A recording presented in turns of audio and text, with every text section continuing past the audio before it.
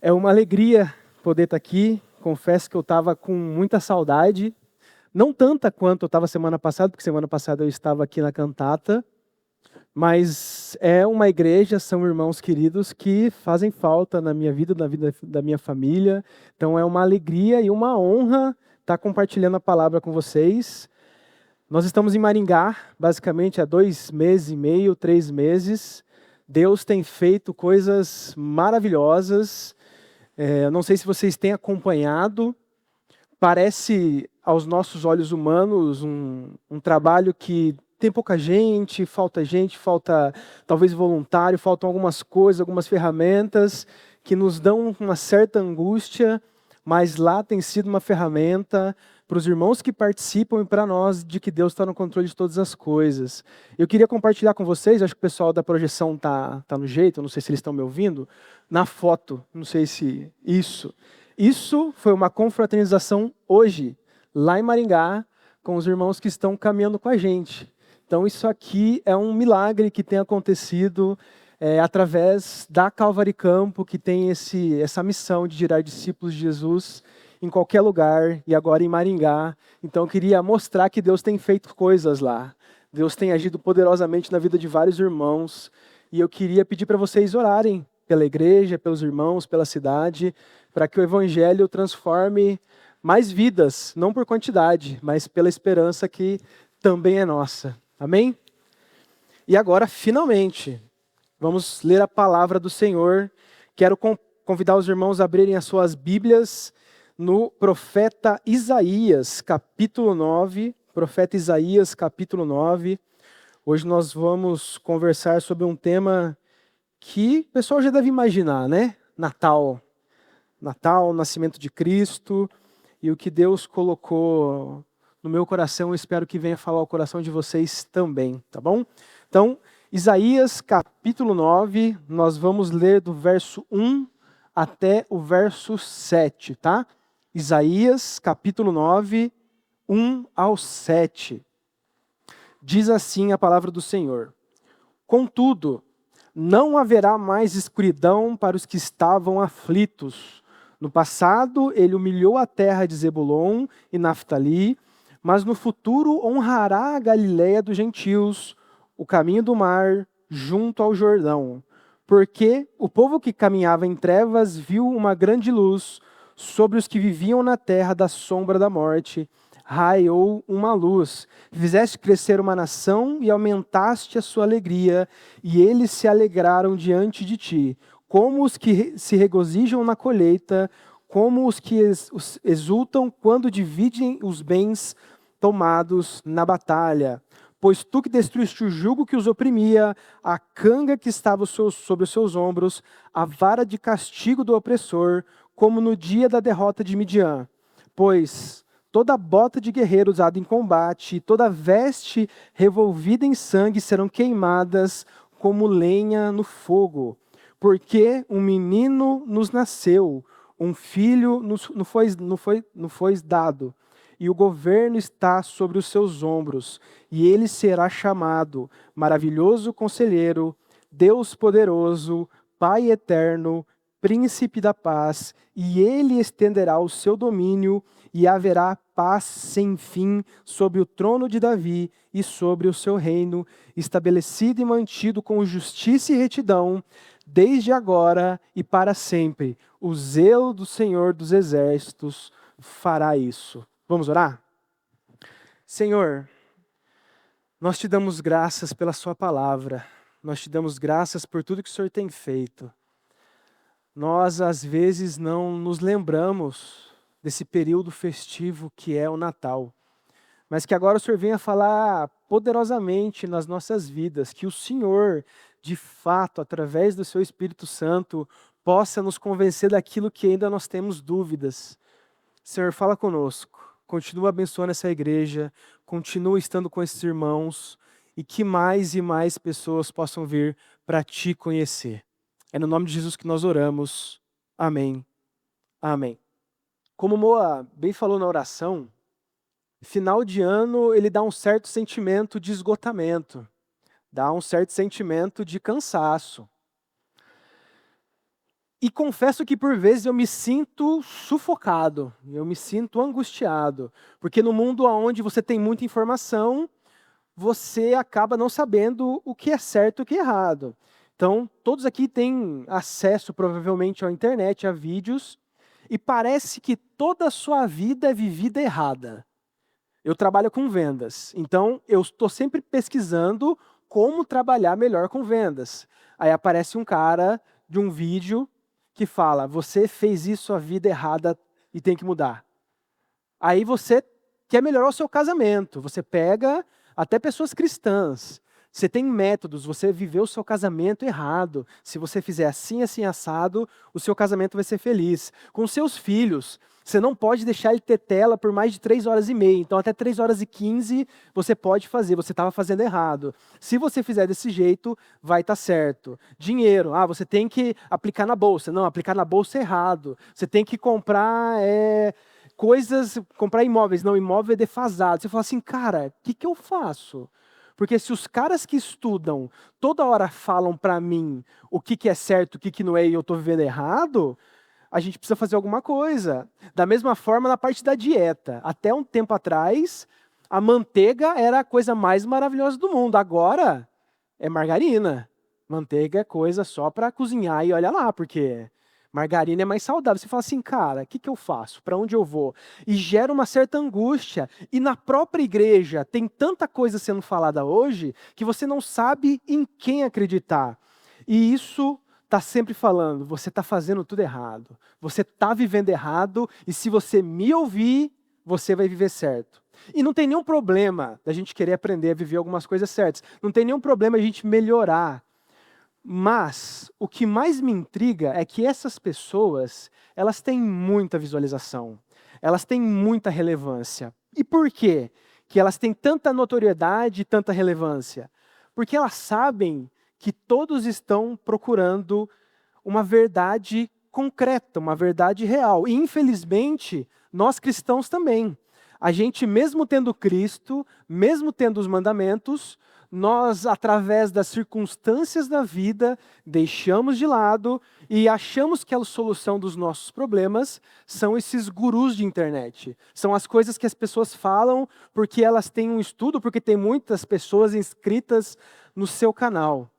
E a gente chega no final do ano, daqui a alguns dias. E eu queria, através desse texto, meus irmãos, colocar uma reflexão nos nossos corações para que nós possamos lembrar o porquê do Natal. Porque eu não sei se para alguns, para todos, para poucos, Natal vai sempre lembrar o quê? Ceia de Natal. Aquele parente que eu não gosto de estar junto, mas eu tenho que estar junto. Amigo secreto, uva passa, pavê. Natal é só para isso? Natal é só para férias? Natal é só para descanso corporal e mental da nossa rotina? Nós sabemos que não. E o fato é o seguinte, o verdadeiro significado do Natal é recordar o nascimento do Salvador da nossa alma e entender a profundidade dessa verdade. Então, no dia do Natal, a nossa esperança, que é concretizada na Páscoa, ela tem que ser aflorada. Então, não são sentimentos de gula, de constrangimento, de preguiça que tem que estar, mas, na verdade, um sentimento de contrição, de estar lembrando que nós temos um Salvador. E aí agora nós estamos em Isaías. Isaías está num contexto muito específico. Ele está bem quando o rei Acaz é levantado em Judá, e aí a Síria é levantada, um povo totalmente bárbaro, uma máquina de guerra implacável que quer tomar tudo para si. O rei de Israel é forçado a pagar tributos para a Síria. A Síria conquista a Galileia, aproximando-se de Judá, colocando Judá numa iminente ameaça existencial. Se vocês quiserem entender um pouco mais, vocês podem ler lá em 2 Reis, capítulos 15 e 16, que falam quando o rei Acaz ele foi levantado como um rei. E nesse cenário, o rei é levantado sobre Judá, e ele encontra a pressão de Israel e da Síria para que eles possam lutar contra a Assíria. E aí o profeta Isaías aparece e fala: Acaz, pede o que você quiser, eu estou do seu lado, confia em mim. O que Acaz faz? ele não segue nem Israel nem a Síria, mas na verdade ele acaba se colocando como vassalo da Assíria. Ele é tão, eu não vou usar, ele é tão maluco que ele queimou o próprio filho como pagamento a um tributo a um Deus, que era um costume do povo assírio. Então Acas ele estava totalmente num ato de infidelidade, ele rejeitou a Deus, e aí ele acha que o poder humano vai conceder a solução para ele, só que ele escolheu confiar nas pessoas erradas. E é nesse contexto radical de um fracasso espiritual, surge esse capítulo 9. Surge uma esperança para aquele povo e para nós. Trazendo uma esperança que é radicalmente diferente de tudo que ele estava imaginando, de tudo que nós estamos imaginando. No lugar onde Acas falhou, colocando a sua confiança nos impérios romanos, é prometido um novo líder cujo governo, a natureza é completamente diferente. Meus irmãos, os profetas, eles não existem simplesmente para mostrar o futuro como uma bola de cristal. Os profetas existem para nos dar segurança no agora. Infelizmente, por conta da cultura, nós queremos sempre profecias para que nós entendamos o futuro e fiquemos tranquilos. Mas só porque nós sabemos que nós temos controle. Mas, na verdade, a profecia bíblica, a palavra de Deus, ela existe para nos lembrar que nós temos segurança agora, mesmo em momentos nos quais nós não enxergamos nada dessa forma. Amém? Então, nos versos 1 e 2. Contudo, não haverá mais escuridão para os que estavam aflitos. No passado, ele humilhou a terra de Zebulon e Naftali, mas no futuro honrará a Galiléia dos gentios, o caminho do mar além do Jordão. O povo que andava em trevas viu uma grande luz sobre os que viviam na terra da sombra da morte, raiou uma luz. Então, essa profecia, ela não existe no momento ímpar de louvor e adoração. Não são vários anjos que aparecem falando. Na verdade, é um profeta dentro de um contexto muito sombrio, no qual a gente vai entender um pouquinho mais. Mas, na verdade, o texto começa com a palavra contudo, que é uma conjunção adversativa. E essa conjunção adversativa ela tem o serviço de ligar duas orações ou pensamentos, estabelecendo uma relação de oposição, contraste ou compensação. Então, é necessário a gente entender o antes para que esse texto agora faça sentido. Então, eu quero que vocês voltem nos seus aplicativos, nas suas Bíblias. Vamos lá no capítulo 8 de Isaías, a partir do verso 18. Isaías 8, do 18 até o 22. Diz assim: Aqui estou com os filhos que o Senhor me deu. Em Israel somos sinais e símbolos da parte do Senhor dos Exércitos, que habita no monte Sião. Quando disserem a vocês, procurem um médio ou alguém que consulte os espíritos e murmure em cancelamentos, pois todos os que recorrem aos seus deuses e aos mortos em favor dos vivos, respondam à lei e aos mandamentos. Se eles não falarem conforme estas palavras, vocês jamais verão a luz. Aflitos e famintos vaguearão pela terra quando estiverem famintos, ficarão irados, olhando para cima, amaldiçoarão o seu rei, o seu Deus, depois olharão para a terra e só verão aflição, trevas e temível escuridão, e serão atirados em densas trevas. Então o contexto é o seguinte: são pessoas que, através de uma dica de Deus, de uma direção de Deus, toda vez que alguém procurar um médium, fala, vai para a lei, vai para a palavra. Só que quando as pessoas não queriam isso, elas iam para as trevas, e no contexto dessas trevas, ainda assim, Deus aparece como fiel e dá uma luz. Então, rejeitar a direção de Deus leva a trevas. Não sei se você se sente confuso hoje. Não sei se a sua vida não está fazendo sentido. Eu não sei se você se pergunta, por que eu estou numa igreja agora? Talvez você esteja um pouco afastado da palavra. Talvez você esteja um pouco afastado do convívio de Deus, porque quando nós estamos longe, mais escuras as coisas vão ficando e menos sentido elas fazem. nós precisamos nos aproximar. E aí, o desejo do povo naquela época era o seguinte: eles buscavam obscuridade, médiuns e murmúrios e encantamentos. O que esse trecho quer dizer? É que eles queriam pegar conselhos que fossem subjetivos, que não falasse o que era certo e o que não era. Eu pegava para mim aquela palavra e faria o que eu quisesse.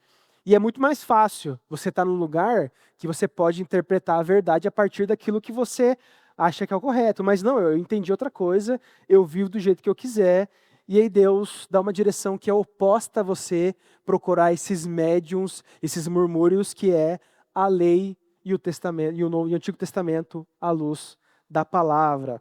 E a escuridão e as trevas aqui é quando a humanidade sabe das suas dificuldades, sabe dos seus problemas, mas não consegue achar uma solução definitiva.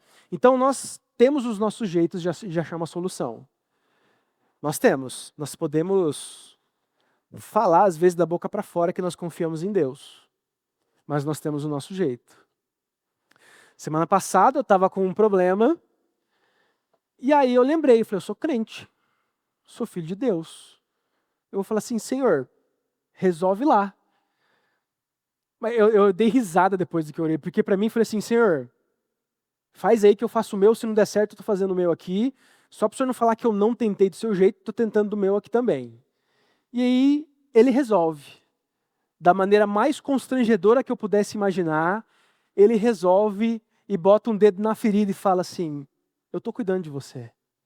E nós somos muito bons em arrumar soluções para os nossos problemas.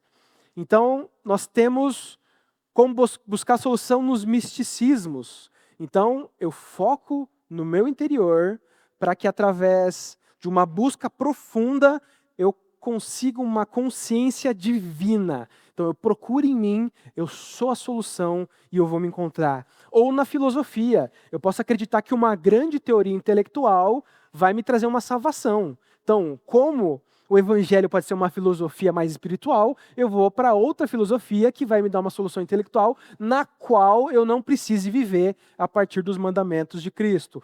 Ou, que está um pouco mais latente e vai ficar mais latente ano que vem, uma solução política. Eu acho que o meu lado vai resolver o problema.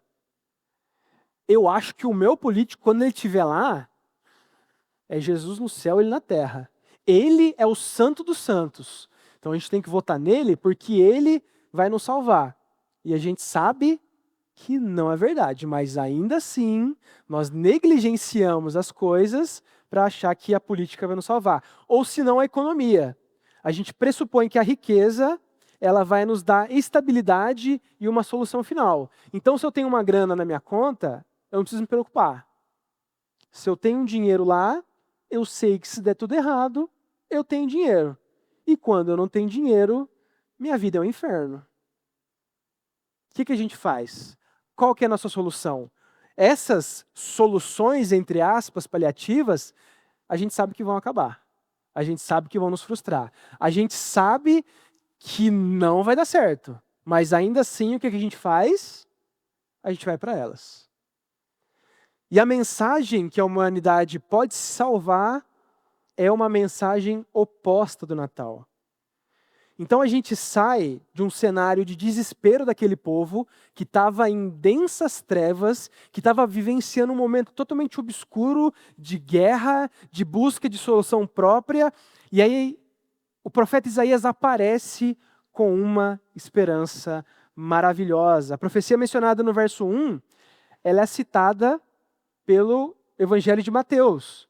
Então ele fala que vai passar no mar da Galileia o que acontece, Cristo passa no mar da Galileia.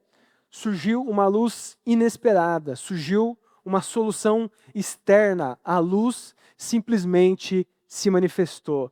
Não tem nada que a gente faça que vai resolver os problemas que não estão sob o nosso controle. A esperança do Natal começa aonde termina a nossa autossuficiência. Não fomos nós que saímos das trevas, foi a luz que invadiu por completo a nossa escuridão, meus irmãos. Nós temos o Natal para nos lembrar daquilo que importa. Nós fazemos festa de Natal. Eu tenho 2 filhos pequenos, Pedro e a Ana. Quando nós fazemos festinhas, cantamos parabéns, nós damos graças pela vida deles. Natal é dar graça pelo nosso Salvador. Natal tem que ser um dos momentos de maior reflexão, porque é um momento no qual aquele que nos salva nasceu. Nós precisamos lembrar com graça, gratidão, Deus, o Senhor nasceu, obrigado porque eu não preciso me salvar, obrigado porque eu não consigo me salvar e o Senhor me salva de mim. Glória a Deus por essa mensagem, meus irmãos. Nós precisamos lembrar do Natal. Então, na noite do Natal, eu quero provocar vocês. Para aqueles que ficam até meia-noite para esperar, para dar Feliz Natal à meia-noite, orem, chamem os familiares, os amigos, deem graças, lembrem daquilo que importa. Não lembrem simplesmente de mandarem aquelas figurinhas de Feliz Natal para os grupos da família, de trabalho. Lembrem de Cristo. Cristo é a nossa esperança. Nós precisamos focar nisso. E aí Isaías ainda continua nos versos 3 a 5. Fizeste crescer a nação e aumentaste a sua alegria, e eles se alegraram de ti, como os que se regozijam na colheita, como os que exultam quando dividem os bens tomados na batalha. Pois tu destruíste o jugo que os oprimia, a canga que estava sobre os seus ombros e a vara do castigo do seu opressor, como no dia da derrota de Midian. Pois toda bota de guerreiro usada em combate e toda veste revolvida em sangue serão queimadas como lenha no fogo. Meus irmãos, que alegria experimentar desse entendimento e cuidado de Deus. E ele se assemelha com alguém que trabalha no campo, que passa meses olhando para uma semente que ele colocou na terra, que ele fala assim: vai ter que acontecer. As minhas economias estão lá, a minha vida está lá, e aí nasce, e aí ele consegue ter uma alegria. O fim da opressão de uma guerra, ele fica maravilhado. É um louvor involuntário. É um louvor que é mais forte do que você. É um louvor que você não consegue se segurar. A hora que você vê, você já está falando, você já está exteriorizando. E aí C.S. Lewis, nas suas reflexões em Salmos, ele tem uma frase que cabe muito bem com esse trecho, que diz o seguinte: creio que nos deleitamos em louvar o que desfrutamos, porque o louvor não apenas expressa, mas completa o prazer. Ele é o seu remate adequado. Não é por cortesia que os amantes continuam a dizer um ao outro o quão são belos. O prazer é incompleto até que seja expresso. Para ele, a alegria não termina quando você sente o prazer de ver a coisa boa, mas quando você expressa. O louvor é o ato de transbordar a alegria. Quando nós cantamos no louvor, nós estamos transbordando a alegria de cantar das verdades daquele que nos salvou. Nossa alegria transborda porque a salvação não é uma conquista nossa, mas um decreto de Deus. Louvamos porque a luz que brilhou não apenas nos encontrou, mas ela nos libertou. Nós precisamos sentir isso muito mais forte. Eu não vou citar times aqui, tá? Respeito a algumas pessoas, não cito times de futebol, mas quando o teu time está lá para fazer um gol, você é mais forte que você. Você fala, cara, por que eu gritei tão alto? É só um jogo de futebol, um cara chutando uma bola dentro de uma rede. Mas o contexto é tão forte que você não consegue não ficar feliz. É esse sentimento de falar assim, cara, eu não consigo segurar essa alegria. Meus irmãos, Jesus te libertou. Jesus nos libertou. O nosso Salvador nasceu, morreu, está vivo e vai nos levar para junto dele. Nós precisamos estar empolgados com essa verdade. E aí no verso 6 e 7, nós começamos a entrar na final. Porque um menino nos nasceu, um filho nos foi dado, e o governo está sobre os seus ombros. Pois ele será chamado Maravilhoso Conselheiro, Deus Poderoso, Pai Eterno, Príncipe da Paz. Ele estenderá o seu governo E haverá paz sem fim sobre o trono de Davi e sobre o seu reino estabelecido e mantido com justiça e retidão, desde agora e para sempre, o zelo do Senhor dos Exércitos que fará isso.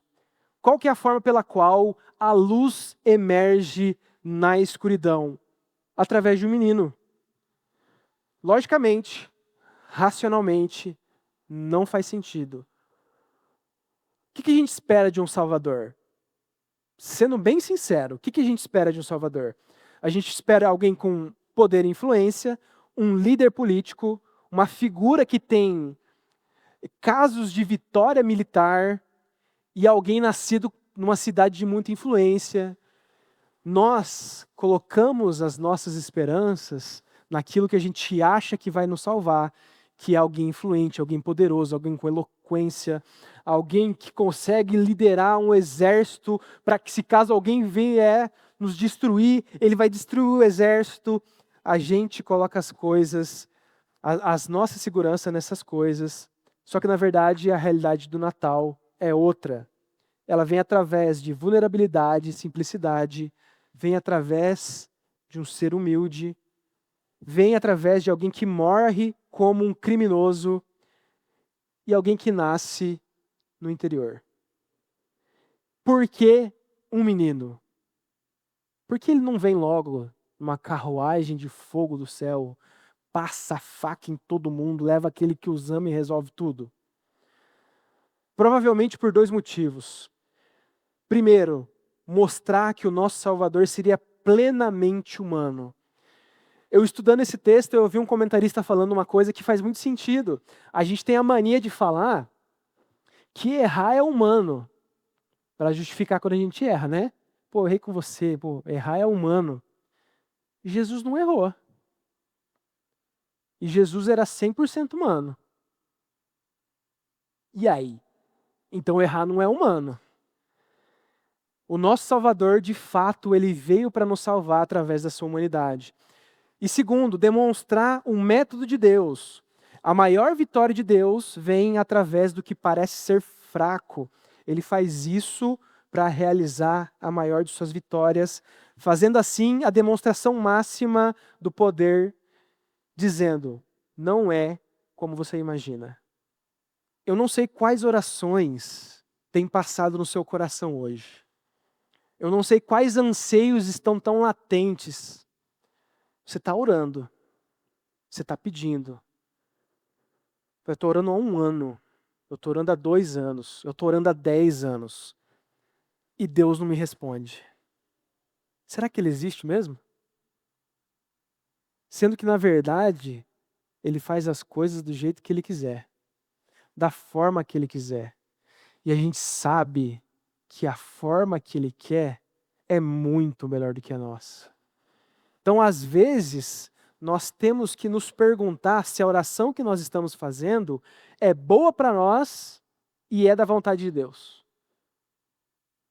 A chance dele responder e ser da vontade dele, eu acredito através da experiência e através da palavra, que vai aumentar. Deus transforma através de entendimento. E lá em 1 Coríntios, capítulo 1, versos de 19 a 26, diz o seguinte: irmãos, o apóstolo Paulo falando, pensem no que vocês foram chamados.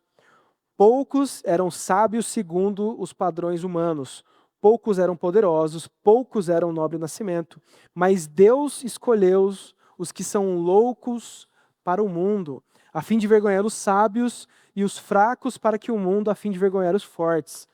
Deus escolheu as coisas insignificantes do mundo, os desprezados e as coisas que não são, para invalidar as que são, a fim de que ninguém se vanglorie diante dele. É quando nós somos fracos que ele se revela, porque nós achamos que temos poder, e aí quando a gente fala, não tenho poder, ele fala assim, eu vou mostrar para você agora que eu posso fazer muita coisa. Então Jesus não apenas nos visitou, ele foi um presente, ele foi dado a nós. E esse dado a nós, ele tem um contexto muito poderoso, porque ele tem um contraste com o verso 4. O peso que nos esmagava é retirado dos nossos ombros e colocado sobre os ombros dele. 2016 foi um ano pesado para você? 2025, 2016, eu tô ficando maluco. Eu tô ficando, nossa, deu assim, ó, pum, deu tela azul. 2025 foi um ano pesado para você? Você dividiu o seu fardo com Cristo? Você falou, Senhor, tá difícil. Você falou, Senhor, tá insuportável. Você está falando, Senhor, eu não estou aguentando o que eu estou passando. Você chegou a dividir o seu fardo com o seu Salvador? Quando nós oramos, meus irmãos, nós oramos 10, 20 anos, mas talvez só falando. A gente não dá tempo de Jesus responder. A gente tem uma lista. Primeiro, eu vou orar pelos irmãos, porque eu sou mais crente, eu oro pelos outros primeiro. Aí eu começo a orar por mim. Aí eu deixo uns 10 minutinhos de ação de graças e a minha oração é essa. Nós não damos tempo para Cristo falar com a gente. 2026 pode ser um ano muito mais leve. Se nós entendemos que todo esse peso que está nos nossos ombros é compartilhado com o nosso Salvador. A lógica da graça inverte a história. O peso da nossa culpa foi transferido para os ombros de um menino. Na fraqueza da manjedoura, Deus estabeleceu um reino que nenhuma força humana jamais poderia conquistar. Não tem exército na terra que possa tomar aquilo que é de Deus. Não sei se guerras te deixam com medo. Eu não sei se a iminência de uma bomba nuclear estourando te deixa com medo. Mas Deus está no controle. Isso é nada para Ele. Isso é nada para Ele. Nós precisamos lembrar que Ele está no controle. E chegando no final, nós vamos lidar com os atributos desse menino. Primeiro, maravilhoso conselheiro. Aquele que fornece uma sabedoria espiritual. Ele não recebe conselhos. Ele dá conselho. Então, maravilhoso conselheiro aqui do original dá um sentido de conselheiro sobrenatural. Por que nós precisamos da ajuda de um conselheiro sobrenatural? Você vem para a igreja. Você está com dificuldade no seu casamento. Você está com dificuldade para criar os seus filhos. Você está com dificuldade para lidar com as suas finanças. E, obviamente, através da palavra, existem formas de você lidar com isso e existem formas que a igreja consegue ajudar. Então, tem psicólogos, tem terapeuta, tem regra, você faz isso, não faz aquilo. Só regra não dá conta de viver nesse mundo. Só vir no culto não dá conta de viver nesse mundo. Só cantar as músicas na igreja não dá conta. Só você dar bom dia para sua esposa todo dia não dá conta. A questão principal, meus irmãos, é o seguinte, é entender o porquê. Por que eu tenho que dar bom dia para minha esposa todos os dias? Por que eu canto na igreja todos os dias? Eu cuido da minha esposa e dos meus filhos porque eles são criatura de Deus. E Deus me deu a oportunidade e a honra de cuidar de uma criatura dele. Então eu não faço a coisa por fazer. Eu não lembro que filósofo falou, um pensador que falou assim, se a gente nascer e crescer para simplesmente trocar cocô de criança, não faz sentido. Se eu nasço, cresço, multiplico e morro, para quê? Para que eu vou fazer isso? Agora, quando nós somos aconselhados por esse conselheiro sobrenatural, nós entendemos o porquê nós fazemos o que fazemos. Se você dizima por dizimar, uma hora vai cansar. Se você vai no PG por ir no PG, vai cansar. Agora, quando você dizima entendendo a importância de você dizimar, você vai querer dar mais. Quando você participa de um PG, entendendo o que é estar com os irmãos da mesma fé, sendo cuidado e cuidar, você não vai querer parar mais. Quando você louva a Deus e canta, entendendo que Ele é o Criador de todas as coisas, que Ele é sublime, que Ele é maravilhoso, que Ele é fantástico, você não vai querer parar mais. É mais forte, é mais poderoso. O conselheiro sobrenatural, ele existe para que a dinâmica de vida não se torne insuportável, para que a dinâmica de vida da igreja não se torne obsoleta. A gente olha para 1 Coríntios capítulo 13, por exemplo.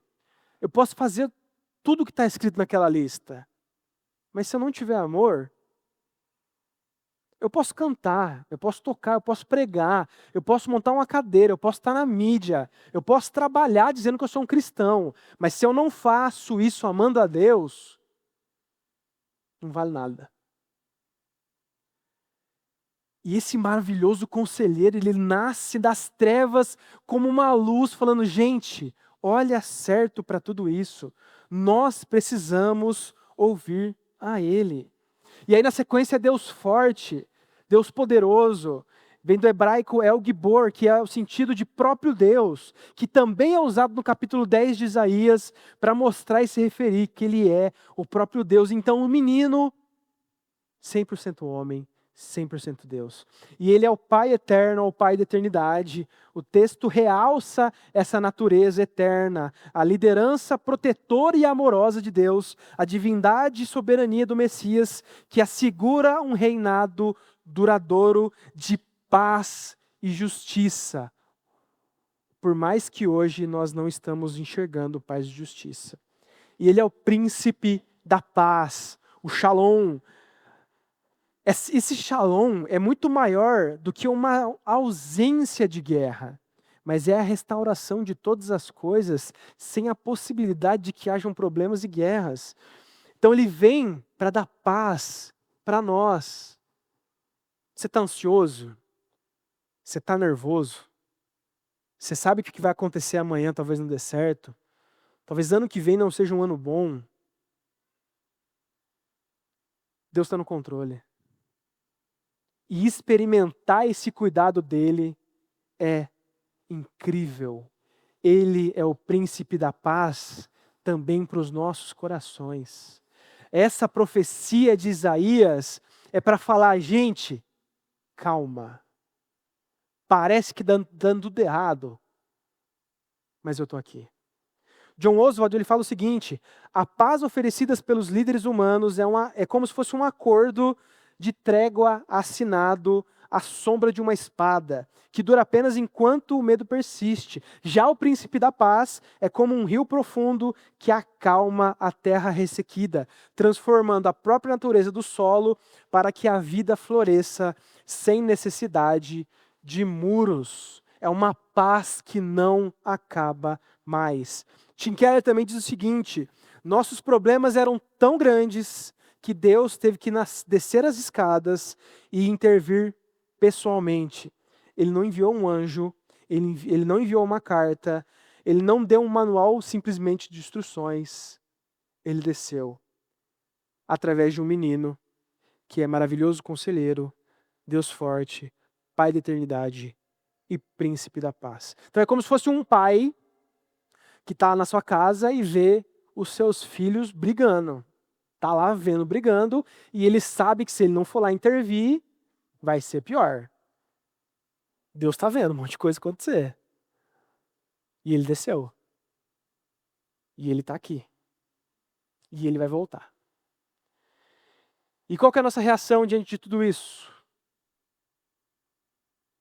Meus irmãos, por que a gente ainda deixa o mundo falar que Jesus não é aquilo que ele fala? Por que a gente permite ainda que os nossos problemas, os nossos desejos, as nossas frustrações nos seguem daquilo que realmente importa? O pastor Rômulo Monteiro fala o seguinte: o que eu espero diz muito do que eu já tenho. O que isso quer dizer? Se nós queremos muito uma coisa que não é a Cristo, talvez é porque nós não estamos tendo tanto a Cristo. Porque se nós temos a Cristo, nós queremos mais dele. Então aquilo que eu tenho diz muito sobre o que eu quero. Nós precisamos parar e sentar nesse final de ano, como a gente sempre faz uma auto-retrospectiva. O que eu estou querendo tanto? Por que eu estou querendo tanto? Por que isso é tão importante para mim? Meus irmãos, o Natal existe para lembrar que há uma esperança e está em Cristo. A esperança não está num 2026 maravilhoso. A esperança está em Cristo, para que nós possamos viver uma vida incrível, sabendo que nós somos filhos amados de Deus. Quando olhamos para Cristo da forma correta, nada mais desse mundo vai nos satisfazer da mesma forma que Ele nos satisfaz. Nada é comparado com Cristo. Precisamos, meus irmãos, de conselhos sobrenaturais, não de livros de autoajuda. Tem aquela música famosa, o pessoal mais novo talvez não conhece, We Are The World, né? Nós somos o mundo, nós conseguimos cantar, nós resolvemos. Não, nós não resolvemos. Quem resolve é Cristo. Não somos nós que nos resolvemos, é Cristo. Ele é a fonte plena de vida. Sem o nascimento dessa criança, é tudo pesado, escuro e opressor. Nada tem sentido. Fora de Cristo, não há sentido de vida. Fora de Cristo é tudo pesado, obscuro, opaco, sem graça, sem brilho. Meus irmãos, o Natal é o fim da nossa exaustão. Enquanto o mundo se cansa tentando fabricar a própria luz, o menino nos convida ao silêncio. O governo não está mais nas nossas mãos, está sobre os ombros dele. Que nós possamos descansar nele, porque é o que de fato nós precisamos. Amém? Vamos ficar de pé? Vamos orar? Senhor, obrigado. Obrigado por mais um momento na qual nós podemos ler a sua palavra. Obrigado por mais um momento que nós podemos lembrar do que realmente importa. Senhor, tira esse cansaço, tira essa angústia, tira a ansiedade, tira essa incredulidade, Pai. Nós queremos te experimentar. Nós queremos ansiar a sua volta, não simplesmente para sanar um problema, mas porque nós te amamos de todo o nosso coração. Senhor, perdoa. Perdoa porque em meio a essa confusão toda desse mundo, a gente não consegue às vezes olhar para o Senhor.